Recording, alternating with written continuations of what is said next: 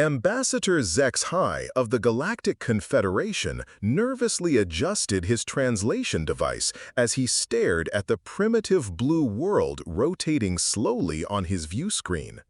The third planet from this unremarkable yellow star had somehow managed to accomplish the impossible, the complete annihilation of an entire Kethmar raiding fleet. The Kethmar, with their superior technology and centuries of military experience, had been reduced to floating debris within hours of entering the system. "Sir," his aide whispered, 6 arms trembling slightly, "the human vessel is requesting permission to dock." HFY's 4 compound eyes widened in disbelief. The humans had actually built a ship capable of interstellar travel? His deep space sensors painted a disturbing picture. The approaching vessel was a patchwork nightmare of scavenged Kethmar hull plating, jury-rigged fusion drives that violated at least 12 safety protocols, and weapon systems that registered as catastrophically unstable on every diagnostic scan. It looked less like a starship and more like a barely controlled explosion held together by determination and welding. "Grant them docking base 7, HFY decided after a moment's hesitation, "and evacuate the surrounding bays. Alert medical and engineering teams to stand by." The waiting felt eternal. When the human vessel finally docked, HFY could hear the station's hull groaning under the stress of accommodating the primitive ship's docking clamps. The airlock cycled with a hiss that sounded more violent than usual. Minutes later, a bipedal figure in a patched, battle-scarred environment suit strode through the airlock with surprising confidence. The human moved with the fluid grace of a predator, each step deliberate and measured. When it removed its helmet, HFY saw a face that told stories of survival against impossible odds. Scarred flesh, graying hair, and eyes that had witnessed the kind of violence that most civilized species only read about in historical texts. "Captain Sarah Chen, United Earthship Defiance," the human announced, her voice carrying an authority that made HFY's translators struggle with the underlying harmonics of command. She looked around the reception chamber with calculating eyes, as if already planning how to destroy it if necessary. "I believe you wanted to talk, Ambassador." The emergency session of the Galactic Confederation Council was unlike anything in the organization's 1,000-year history.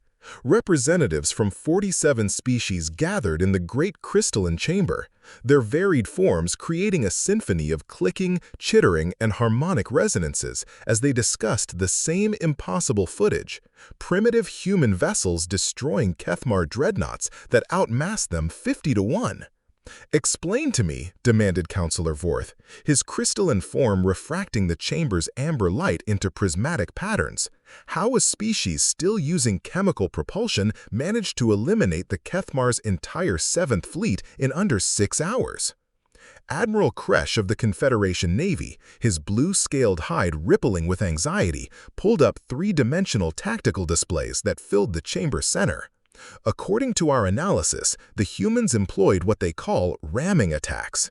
They accelerated their vessels to maximum velocity, approximately 12% light speed, and deliberately collided with enemy ships at strategic weak points." A collective gasp of horror echoed through the chamber, translated into dozens of alien languages simultaneously. "They deliberately destroyed their own ships?" asked Councillor Yalan, her tentacles writhing in disbelief. "Not just their ships," Admiral Kresh continued grimly, his voice carrying the weight of military experience. "Preliminary estimates suggest they lost over 3 million crew members in the engagement. When questioned about these casualties, their response was disturbing. They call it acceptable losses and consider the exchange rate favorable." The chamber fell into stunned silence. In a galaxy where most civilized species considered a battle costly if they lost more than a dozen soldiers, humanity had just announced itself by sacrificing millions without hesitation or remorse. Sir, a nervous aide approached Admiral Kresh, his translator struggling with the urgency in his voice. We're receiving a wideband transmission from the human homeworld. They say, and I quote, "If anyone else wants to try their luck, we've got plenty more ships where those came from. Earth produces warriors faster than you can kill them." The chamber erupted in panicked discussions. For the first time in galactic history, the Confederation faced an enemy that considered death a tactical advantage. Dr. Elena Vasquez stood before the assembled xenobiologists and military strategists in the Confederation's most secure briefing room, her presentation causing mounting alarm with each data-laden slide projected onto the holographic displays surrounding the audience. "Humans," she began, adjusting her neural interface to accommodate the room's translation matrix, "reproduce at a rate that most civilized species would classify as catastrophic overpopulation. Current population, 12 billion and exponentially growing.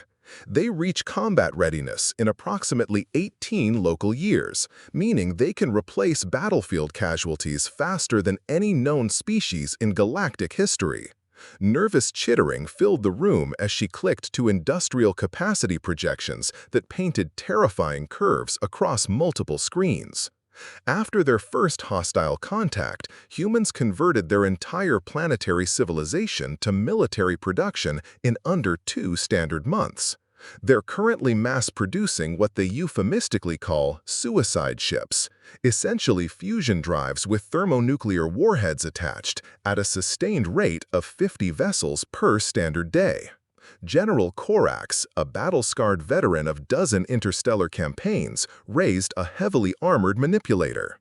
Surely they must have resource limitations. Even the most industrialized worlds face material constraints. "That's precisely what our economic models predicted," Dr. Vasquez replied, her expression growing darker.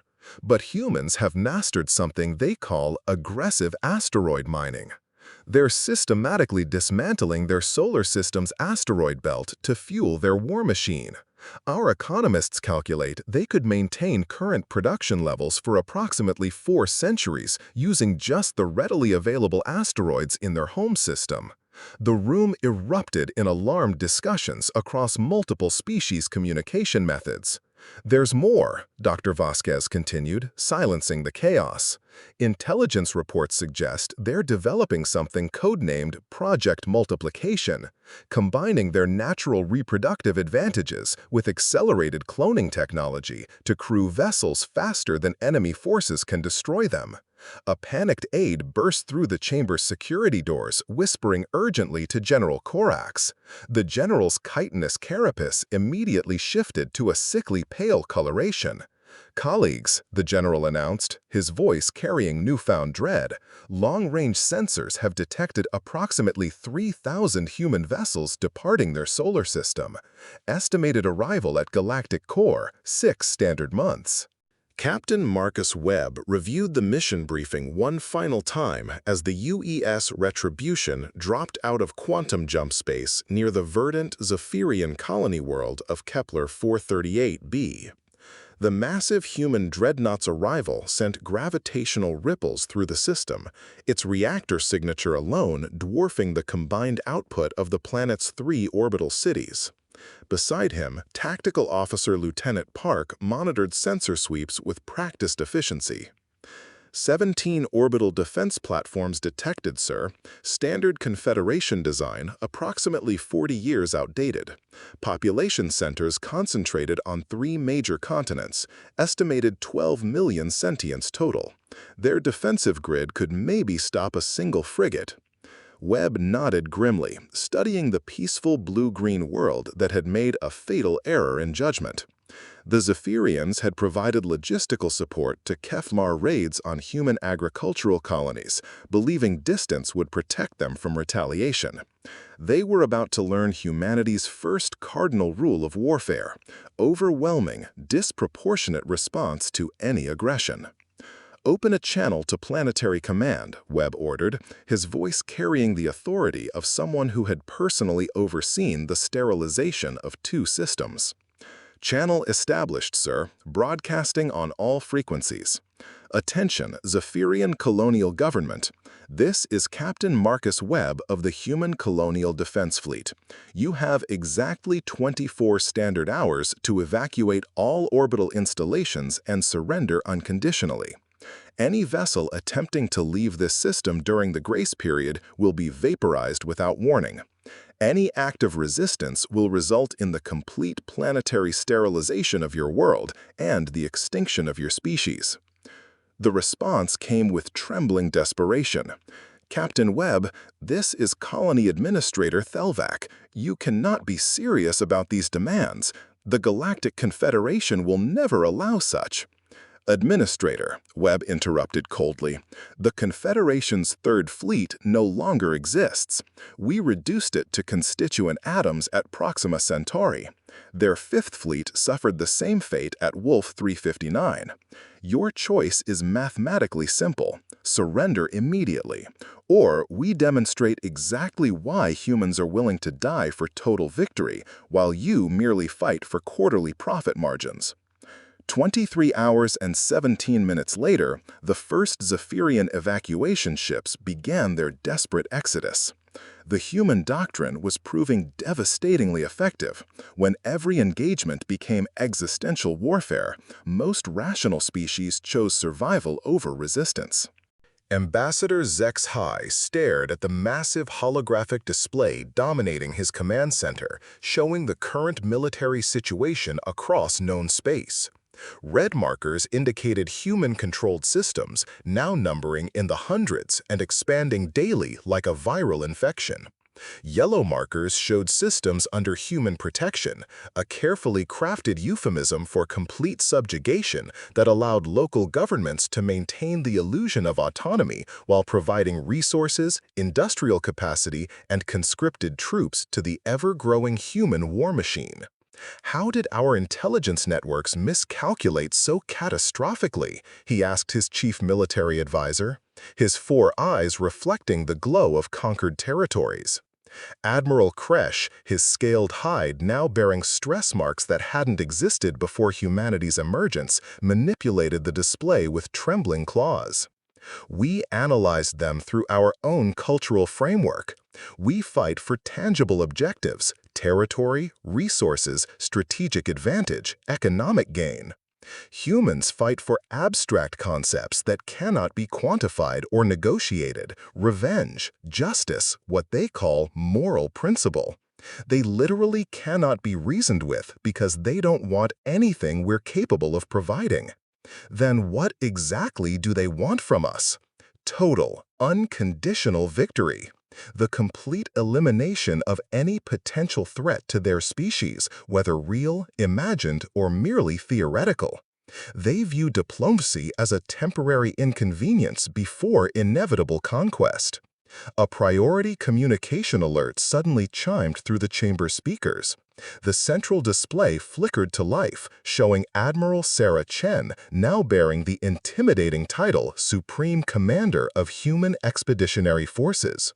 Her uniform displayed more combat decorations than most species awarded in entire lifetimes. Ambassador Zex High, she began without diplomatic pleasantries, I'm transmitting to inform you that we've decided to accept your unconditional surrender. We haven't formally offered to surrender, Zex High replied with carefully measured diplomatic precision. You will within the next 72 hours. Our strategic analysis indicates you're desperately massing your remaining fleets for one final assault on our core systems. It's a tactically sound strategy, but mathematically impossible. Human industrial capacity now exceeds 3 times our pre-war levels. For every ship you manage to destroy, we'll construct 5 improved replacements. Admiral Chen leaned forward, her expression carrying the cold certainty of absolute victory. Here's your only remaining option. Order all Confederation forces to stand down immediately. Disband your military infrastructure and place all former member worlds under direct human administrative oversight. In exchange, we won't systematically exterminate your species. And if we choose to refuse these terms? Chen's smile was glacial.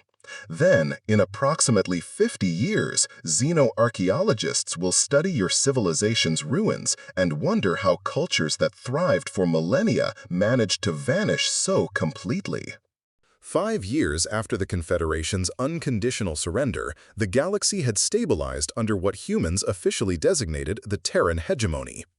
Ambassador Zex-High, now serving as Galactic Administrative Coordinator under direct human oversight, reviewed daily statistical reports from across known space while seated in his considerably downsized office aboard the human command station orbiting his former homeworld. The numbers told a story that challenged every assumption about human governance. Crime rates across all member systems down 92%. Armed conflicts between formerly hostile species completely eliminated. Economic productivity increased by 317%.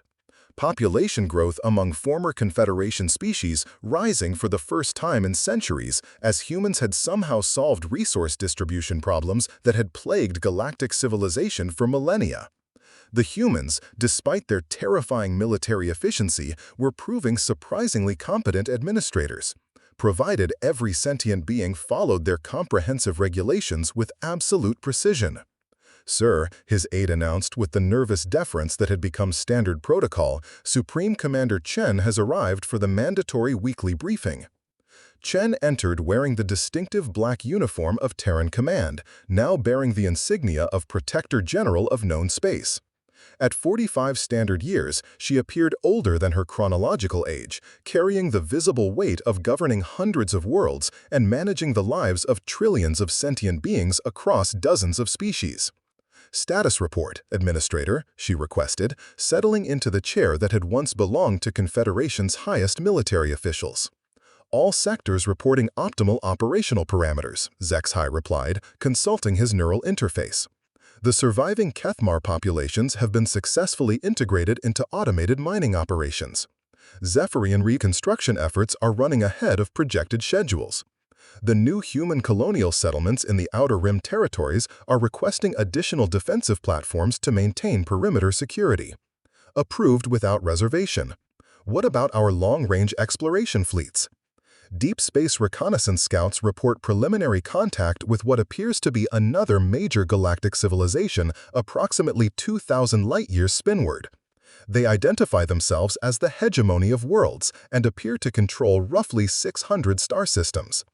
Chen's expression shifted to the calculating intensity that Zex-High had learned to fear.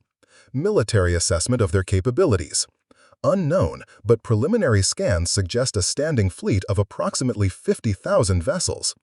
Each ship appears roughly equivalent to our pre-war Dreadnought-class vessels in terms of firepower and defensive capabilities." Chen nodded slowly, already formulating strategic options. "Begin immediate Phase 2 industrial expansion protocols. I want our shipyard capacity doubled within the next standard year." "Ma'am," Zex-High ventured with careful diplomatic precision, "perhaps we could attempt peaceful diplomatic contact first? Establish communication protocols before considering military options?" Chen looked at him with the same expression she had worn when accepting the Confederation's surrender 5 years earlier.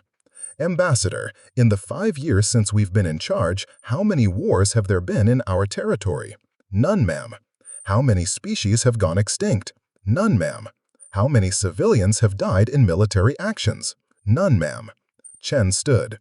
"Peace through superior firepower isn't just our military doctrine, Ambassador, it's our moral imperative.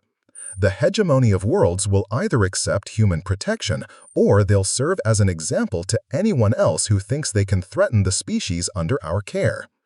As she left, Zex-High couldn't help but wonder if the humans truly believed they were the heroes of their own story. Admiral Sarah Chen, now 73 standard years old and bearing the prestigious title Protector of the Galaxy, stood on the panoramic observation deck of the UES Eternal Vigilance, a vessel larger than most planetary space stations, carrying enough concentrated firepower to sterilize entire star systems in minutes. Through the reinforced transparasteel, she watched automated construction ships assembling yet another defensive platform in the system's outer orbital zone. The hegemony of worlds had capitulated 3 months ago, not through prolonged military conquest, but through voluntary surrender after witnessing what humans euphemistically called a scientific demonstration. The complete annihilation of an uninhabited star system transformed into a nova through gravitational weapons that most species couldn't even theoretically comprehend had proven sufficiently persuasive. Ma'am, her personal aide announced with practiced efficiency, the Deep Space Exploration Fleet has transmitted a priority report. They've established contact with another galactic civilization beyond the Orion Arm. They're designating themselves the Universal Alliance. Preliminary assessment indicates military strength exceeding 500,000 combat vessels. Chen nodded without visible surprise, her weathered hands clasped behind her back. The galaxy, it seemed, was considerably more populated than anyone had originally calculated during humanity's first tentative steps beyond Earth. Implement Standard Contact Protocol. Offer them the choice, peaceful integration under Terran administrative oversight, or receive a practical demonstration of why that represents their only viable survival option. Understood, ma'am. As her aide departed, Chen reflected on humanity's remarkable transformation. In less than a single century, they had evolved from a single world species barely capable of reaching their own moon to the undisputed rulers of known galactic space, governing thousands of worlds with absolute authority. They had brought unprecedented peace to countless civilizations, ended conflicts that had raged for millennia, eliminated poverty and resource scarcity, and created the most prosperous era in recorded galactic history. The cost had been the complete subjugation of every other intelligent species they had encountered. Her personal communicator chimed softly, a message from Earth, transmitted by her great-granddaughter who was currently training at the Naval Academy on Luna. Grandmother, they're teaching us about the early expansion period in our military history courses. I wanted to ask, do you ever regret what humanity became? Chen considered the question carefully as construction ships continued their endless work. Humanity now controlled over 10,000 star systems, protected by fleets capable of devastating entire civilizations, and governed with absolute authority over trillions of beings. She thought about the Kethmar raiders who had initiated this cascade, believing they could prey upon a primitive species. She remembered the billions of humans who had died in those first desperate battles, and the quadrillions of non-humans who now live in safety because of those sacrifices. No, she spoke into the communicator with quiet certainty. I regret that it was necessary, but never that we did what needed to be done.